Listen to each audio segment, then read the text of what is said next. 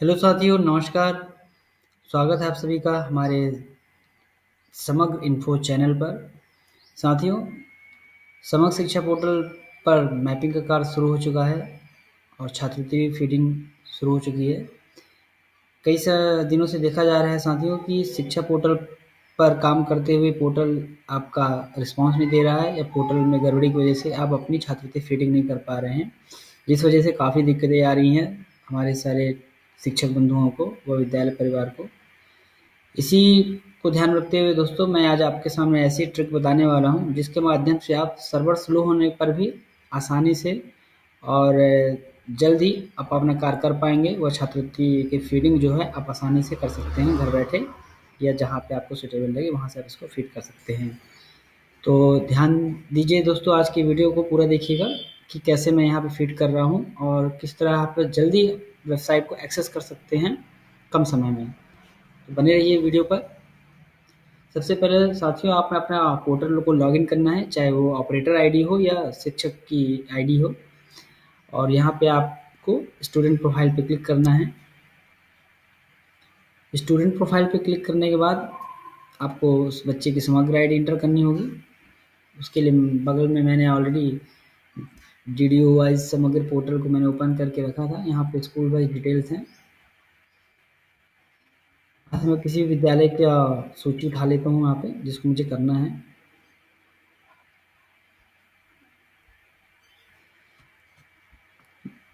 ये मैंने एक विद्यालय की सूची दोस्तों क्लास वाइज मैंने उठा ली है। यहाँ पे अब मैं समग्र आईडी को कॉपी करने वाला हूँ। कॉपी करने के बाद चलते हैं फीडिंग करने के लिए, स्टूडेंट प्रोफाइल अपडेट करने के लिए।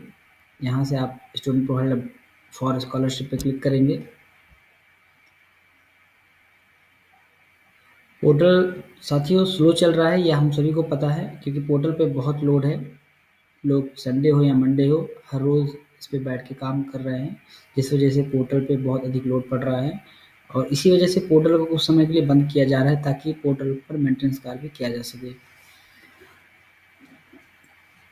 अब जैसे ही आपके सामने ये पेज दिखाई दे रहा है दोस्तों, यहाँ पे आपको समग्र आईडी मांग रहा है। यहाँ पे आप कॉपी की हुई समग्र आईडी पेस्ट करिए।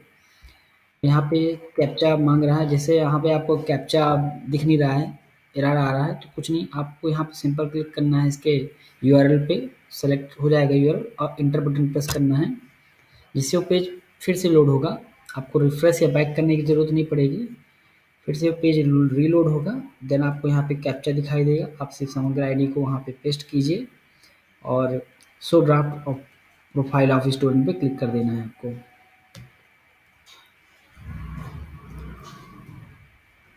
अभी अब पेज रीलोड हो चुका है। अभी यहाँ पे आपको कैप्चा भी दिखाई देगा। अभी फिर से नहीं आया। कोई भी रॉन्ग एक कैप्चा डाल देते हैं ताकि वो फिर से रीलोड हो जाए।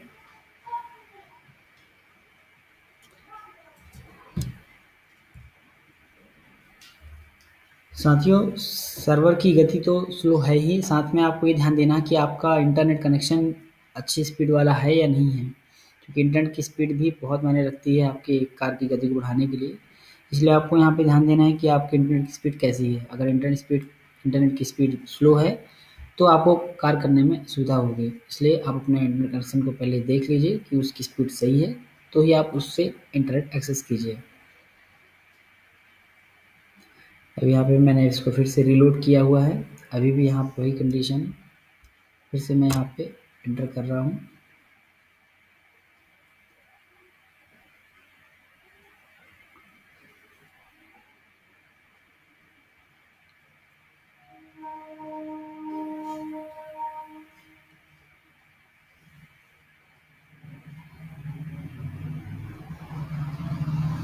देखिए दोस्तों, यहाँ पे पेज रीलोड होके आ गया है। यहाँ पे मैं समग्र आईडी पेस्ट कर रहा हूँ कंट्रोल वी करके।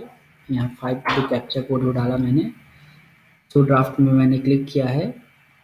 जैसे ही प्रोफाइल खुलेगी यहाँ पे आपको 2 चीज़ों का ध्यान देना है। क्या है वो चीज़, अभी बता रहा हूँ मैं आपको।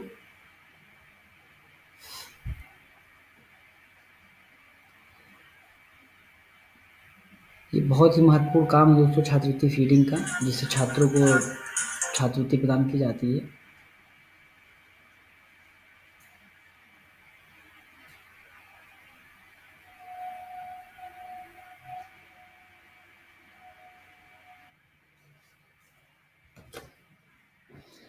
साथियों, पोर्टल ओपन होने के बाद आपको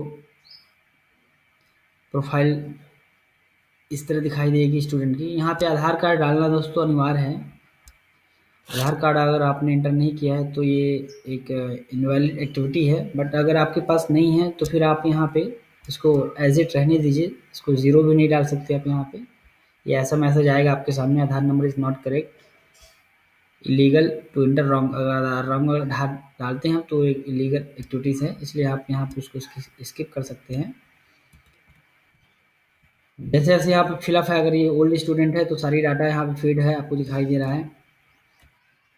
तो आप आगे बढ़िए। यहाँ पे अगर जाति प्रमाण पत्र का कॉलम जो दिया है, जाति प्रमाण आपके पास उसका नंबर है तो उसको फीड कर सकते हैं, ये भी अनिवार्य है। अगर नहीं है तो उसको ज़ीरो करके आप छोड़ सकते हैं। उसके बाद आप यहाँ पे नेक्स्ट करते जाइए। आप जिस जगह से बच्चा बिलोंग कर रहा है, स्टूडेंट बिलोंग कर रहा है, उसको यहाँ पे आपको चुनना है। कितने भाई बहन की संख्या ये अनिवार्य है दोस्तों, इसी से छात्रवृत्ति का कैलकुलेशन होता है। कितने भाई बहन हैं उस स्टूडेंट के सहित, ये आपको यहाँ पे महत्वपूर्ण ध्यान देना है। अगर वो उस छात्र के सहित उस परिवार में फैमिली में 2 बच्चे हैं, यानी 2 भाई, 1 भाई 1 बहन है, तो यहाँ पे से 1 ही लेना है आपको। गत वर्ष विद्यालय की विद्यार्थी की उपस्थिति जो यहाँ पे डली हुई है, क्योंकि अगर आप मैपिंग करते हैं तो वहाँ पे ऑलरेडी फीड हो जाता है वो। माध्यम आप अगर इंग्लिश मीडियम स्कूल है तो आप इंग्लिश कर सकते हैं, हिंदी है तो हिंदी दिया हुआ है वहाँ पहले से। यहाँ पे आपको कुछ नहीं करना है, सिर्फ यहाँ पे जो कैप्चा दिखाई दे रहा है आपको वहाँ पे एंटर करने के बाद ड्राफ्ट सेव जरूर करना है। साथियों, आपको ध्यान देना है कि हर बच्चे की फीडिंग के साथ ही आपको सबसे पहले ड्राफ्ट सेव करना है। इससे क्या, जो आपने डाटा चेंज किया है वो ड्राफ्ट मोड में सेव हो जाएगा। अगर आपने ड्राफ्ट मोड अप्लाई नहीं किया है तो डाटा सेव नहीं होगा। अभी भी देखिए, मैं इसको सेव ड्राफ्ट क्लिक करने के बाद सर्वर अनअवेलेबल आ चुका है। अब मैं यहाँ पे यूआरएल पे क्लिक कर दूंगा, फिर से सेम पेज मुझे भरा हुआ दिखाई देगा। उसके बाद यहाँ पे आपको करना क्या है, इसके बाद ड्राफ्ट सेव होने के बाद आपको सबमिट पे क्लिक करना है। देन वहाँ पे आपको छात्रवृत्ति, अगर वो बच्चा पात्र है तो वहाँ पे उसकी राशि दिखाई देगी। चलते हैं फिर से बॉटम की तरफ। अभी जैसे देखिए यहाँ पे फिर से वही सब चीज़ें, सर्वर डाउन होने वजह से यहाँ पे लोडिंग दिखाई दे रहा है छात्र का निवास, जबकि हमने पहले ही फिट कर दी है। यहाँ पे कैप्चा भी नहीं दिखाई दे रहा है, इसलिए हम इसको फिर से रिलोड करेंगे।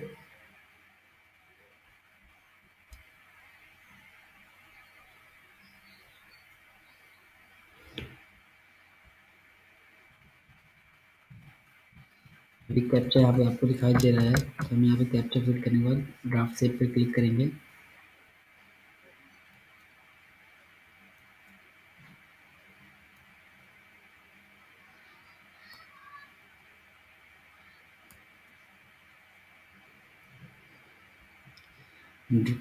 प्रोफाइल हैज़ बीन अपडेटेड का मैसेज सामने शो हो चुका है दोस्तों। अब हम कंट्रोल और इन बटन दबा के डायरेक्ट बॉटम में इसके वापस आ जा रहे हैं।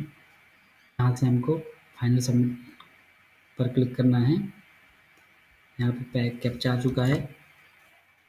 कैप्चा फिलअप करने के बाद हम सबमिट बटन क्लिक करेंगे, लेकिन इसके पहले हम दोस्तों ऊपर पे देख लेते हैं कि सारी चीज़ें फिलअप है या हट चुकी है। जैसे यहाँ पे गत वर्ष वाला कॉलम फिर से ऐड हो गया था, हम यहाँ पे फिर क्लिक कर दे रहे हैं, सबमिट बटन पर क्लिक कर दे रहे हैं। अगर बच्चा पात्र होगा तो आपके सामने भी दिखाई देगा, अगर वो अपात्र है तो भी यहाँ पे उसकी एलिजिबिलिटी दिखा देगी कि क्या है वो। किसी एक बच्चे का आप डाटा फिल करने के बाद आपको दोबारा से वही सब प्रक्रिया नहीं क्लिक करनी होगी। मैं एक आपको शॉर्ट ट्रिक बता रहा हूँ जिससे आप डायरेक्ट समग्र आईडी वाले कॉलम पे आ सकते हैं। यहाँ पे देखिए साथियों, यहाँ पे बच्चे की अनुसूचित जनजाति के हिसाब से छात्रवृत्ति जारी कर दी गई है, 250 रुपये। यहाँ पे उसकी कुछ योजना के अनुसार पात्र दिखा रहा है वो, इसको यहाँ पे क्लोज कर रहे हैं। अब यहाँ पे महत्वपूर्ण बात ये है कि आप यहाँ पे स्टूडेंट प्रोफाइल में जाके अपडेट प्रोफाइल में क्लिक करते हैं, ये आपको नहीं करना है अगर आप सर्वर स्लो है। तो इसको यूआरएल को आपसे आप सेलेक्ट कीजिए, जो आपका प्रोफाइल सेक्शन है, प्रोफाइल के बाद का डाटा सब आपको डिलीट कर देना सेलेक्ट करके। जैसे डिलीट करेंगे, नीचे आपने जो प्रोफाइल पहले खोली थी जो ऑप्शन, वहाँ पे आपको फिर से दिखाई दे रहा है। इसमें से हम एक चौथे नंबर वाले इसमें आ जाके एंटर कर दे रहे हैं। इससे क्या होगा दोस्तों, आपका जो समय है वो बचेगा और आप वेबसाइट को फास्ट एक्सेस कर पाएंगे। वेबसाइट स्लो है, सर्वर डाउन है, वो आप सभी को पता है, लेकिन आप किस तरह से अपने समय को बचा के और अपने काम को गति दे सकते हैं, इस वीडियो में आप देख पा रहे हैं। हम दूसरी आईडी ले रहे हैं इसी तरह। दूसरी आईडी लिया हमने, फिर यहाँ पे हमने कैप्चा डाला और ये फिर से हमारा फॉर्म खुलने को तैयार है। तो इस तरह आप अपने समय बचाकर आप आसानी से उस बच्चे की छात्रवृत्ति फीडिंग कर सकते हैं। बस आपको ध्यान देना है कि किसी बच्चे की प्रोफाइल कंप्लीट होने के बाद आपको उसके यूआरएल पे क्लिक करके प्रोफाइल के बाद वाला सारा डाटा यहाँ पे डिलीट कर देना है, और जो स्टेप हमने फर्स्ट में लागू किया था, यहाँ पे आप देख पा रहे हैं, इसका यूआरएल नोट कर लीजिए, चाहे आप profile all slash student ASPX, ये इसका प्रोफाइल का कोड है, प्रोफाइल फिट करने का यहाँ पे यूआरएल है। चाहे इसको आप एक जगह पे कॉपी पेस्ट भी कर सकते हैं, ताकि आप उसको सिर्फ पेस्ट करते जाए, हमेशा बार बार ओपन करने के लिए किसी भी वर्ड फाइल में या नोटपैड फाइल में आप इस यूआरएल को कॉपी करके रख लीजिए, जिससे आपको बार बार टाइप भी नहीं करना पड़ेगा, ना डिलीट करना पड़ेगा। अगर आपको कठिनाई लग रही है तो सिंपल से मैं आपको इसका तरीका और बता देता हूँ जल्दी वेबसाइट खोलने के लिए। इस पेज की वेबसाइट यानी जो छात्रवृत्ति फीड करनी है उसका यूआरएल आपको जल्दी एक्सेस कैसे करना है, इसको यहाँ पे आप कॉपी कर लीजिए, यूआरएल को कॉपी कर लीजिए, आप MS वर्ड खोल लीजिए या नोटपैड, कुछ भी खोल सकते हैं आप। मैं यहाँ पे MS वर्ड ही खोल लेता हूँ। MS वर्ड खोल लिया मैंने, यहाँ पे पेस्ट कर दिया उसके यूआरएल को। क्या होगा, मान लीजिए मैं इसके होम पे हूँ, मैंने वेबसाइट को लॉगिन किया है फर्स्ट बार, अगर इसके मैं होम पेज पे चले जाता हूँ। जब होम पेज पे हम आ जाएंगे तो आपको पता ही है कि लंबी प्रोसेस करनी पड़ती है। पहले आप स्टूडेंट प्रोफाइल वाले सेक्शन में जाते हैं, फिर वहाँ पे क्लिक करते हैं, तब तक में समय भी बहुत लगता है, और ये वेबसाइट इतनी स्लो चल रही है कि आपको बार बार रिफ्रेश करना पड़ता है। अब जैसे आपको दिखाई दे रहा है यहाँ पे कि होम पेज में ही पूरा तरह से नहीं खुल पाया है, ये ऐसा दिखाई दे रहा है। तो हमने जो हमने कॉपी करके रखा था डाटा,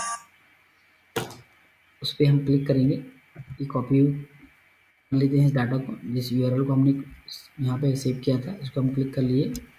अब सिंपल सा यहाँ हम इसके यूआरएल पे पेस्ट कर देना है यहाँ पे, और इंटर बटन प्रेस कर देना है। इससे क्या है, डायरेक्ट आपका अगर वेबसाइट लॉगिन है, पोर्टल लॉगिन है, तो आपको डायरेक्ट उसी सेक्शन पे ले जाएगा जहाँ से आपने इसकी शुरुआत की थी। तो इस तरह आप आसानी से काम कर सकते हैं। अभी वेबसाइट स्लो है, इसलिए इसके फिर से हम इसको रिफ्रेश कर दे रहे हैं।